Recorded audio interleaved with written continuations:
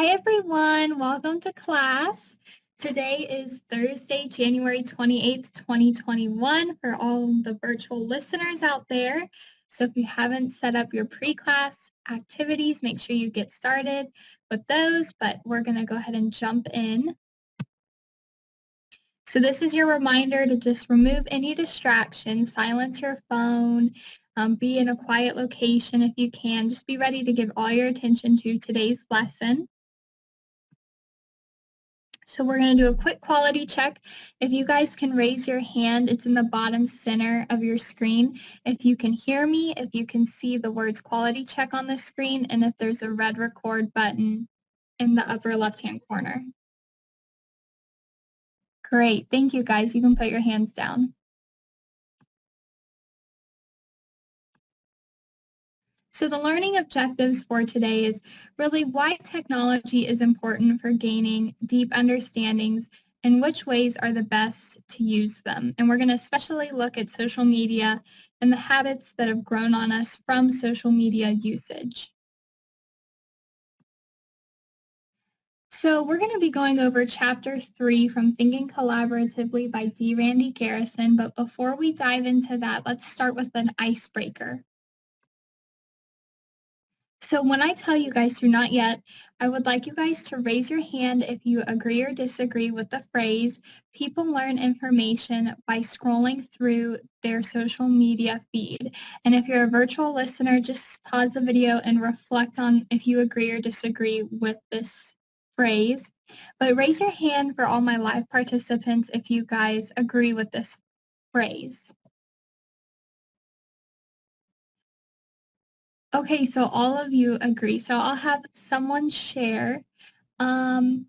James, would you like to turn on your microphone and share with us why you agree? I don't do too much social media, but when I do, I always kind of pick up on something that that's kind of what I'm looking for, information that's not, in front of me. So I kind of pick up on it, and regardless of how useless it is, I still pick up on little things here and there. Okay, thank you for sharing. That's a really good point of view. So since none of you guys disagree, we're just going to move on, but that's really, you guys have some good points. So after I read Chapter 3, I kind of thought about social media is kind of like a whole pie. And sure, we have all the information right there, but we're kind of missing something really important. It's like we forgot to put sugar in our pie. And it's that, one key ingredient that makes learning concrete is collaboration. And when we're talking it out with others, we're understanding their points of views and experiencing our own metacognition, then that is all found in the collaborative ingredient. So we have to make sure we have that for our educational pie to be complete.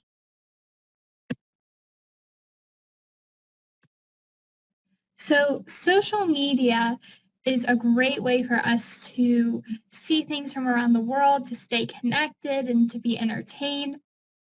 But it is kind of lacking in preparing its users for some skills that are really critical for going into the workforce.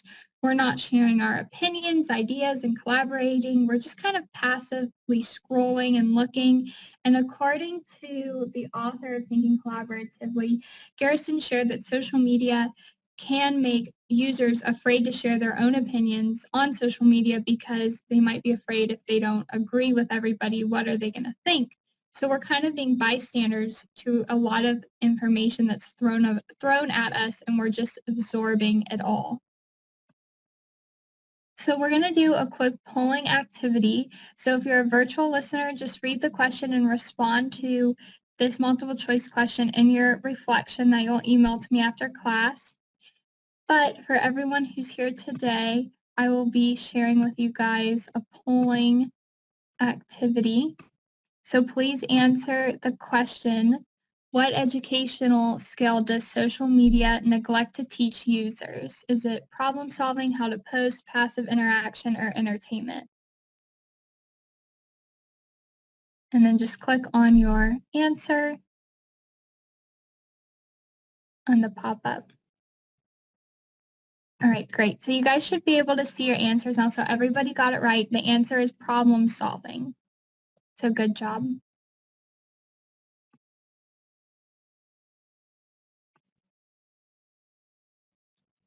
So technology creates this learning environment that's really, really important for us to utilize because we can have deeper understandings and we can connect with others through technology regardless of where we are, anytime, anywhere, and with unlimited tools to aid us in our understanding.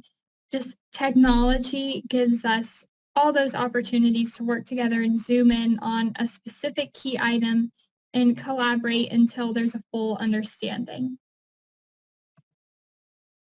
So what I would like you guys to do is go to the text chat in the bottom right-hand corner, and I'd like you guys to share with me, are there any technologies or technology tools that you guys are aware of where participants can partake in critical thinking and reflection?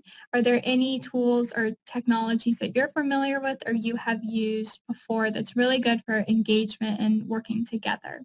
And if you're a virtual listener, please include this answer in your written reflection. Yes, Zoom is very popular. We have pilot discussion boards. Google Meets, those are all great technologies and tools that we use to collaborate together. Awesome job.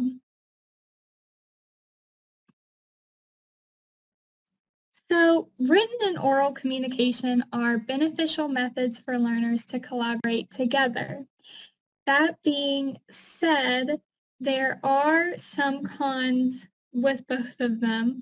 With oral reflections, you don't really have much time to go back or really any time to go back and revise, and it's less reflective, but it's still a really good way to get started exploring concepts and great for engagement.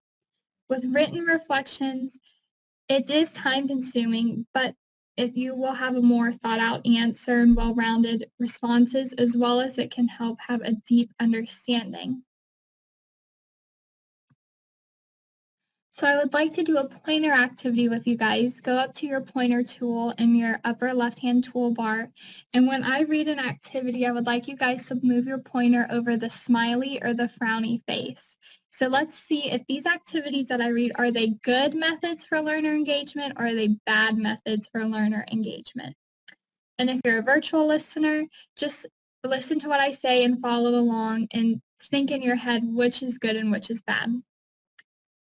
Okay, so the first one is reading 7 chapters and then taking an exam. Yeah, that's a bad one. Okay, good job. The next one is having a discussion over a chapter you read with a group. Good job, guys.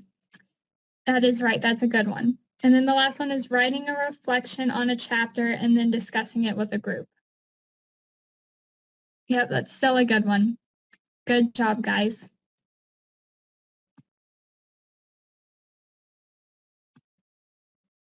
So how is this at all relatable to animation, graphic design, and video editing? This is just like an educational thing, right? Well, actually, no, because you gotta think, we are designers, we are visual communicators, and we're trying to make our audience feel and remember something. So if we can utilize how humans learn through technology and how we as humans learn the best, knowing these concepts is really important to including them into our designs. And it's also important that while we're designing something, we can use them during our creative process of how us as colleagues collaborate together. So another activity, go up to the top and click on your type tool and click anywhere on the slide to begin typing and write a skill that what could us as colleagues, how could we benefit from working together? What's a skill that we'll gain when we work together in the design world? And if you're a virtual listener, just include this in your reflection. Okay, so we've challenged my confirmation bias. That's great. That's a great one. Creativity, that's really good. We're working together, bouncing off creative ideas. Good.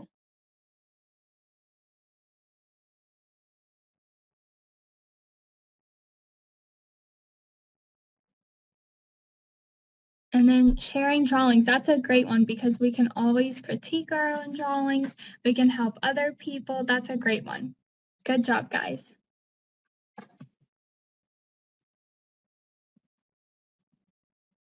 So when we use technology and incorporate the learning methods and practices that enhance.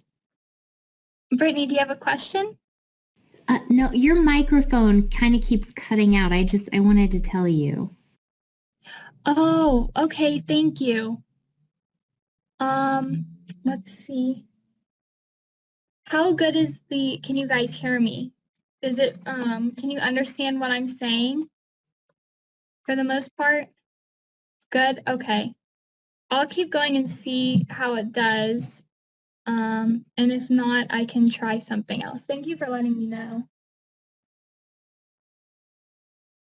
Okay, so when we use technology and we are, using the learning methods from the chapter that are like really, really important, that can enhance deep thinking and we can just grow and broaden our work, our thinking, our projects and our designs. And this is all available to us through working together through technology.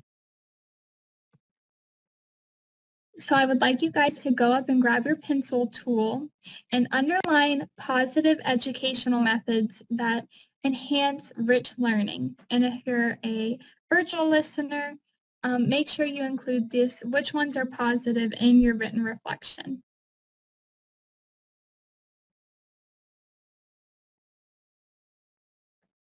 Yep, you guys got them. So, blended courses, interactive courses, educational activities, anything where you can work together and engage with others is positive. And yes, the other one is not good. Yes, that one's no. Good job. So if you guys could send in the text chat an emoji, how are you feeling? Are you guys confused? Are you guys just overwhelmed? Send an emoji that relates to how you're feeling with all this information. And if you're a virtual learner, just sit back and just think to yourself, how am I feeling right now? Okay, we got smiley, thumbs up. We got a hang loose. We're feeling good. That's good. That's what I like to see. Okay, well, on that note, if you guys do have any questions, or if any of the virtual listeners have any questions at all, just email me, and I'll be happy to answer those questions. And other than that, thank you guys for being here, and thank you for listening and watching, and I will talk to you guys later.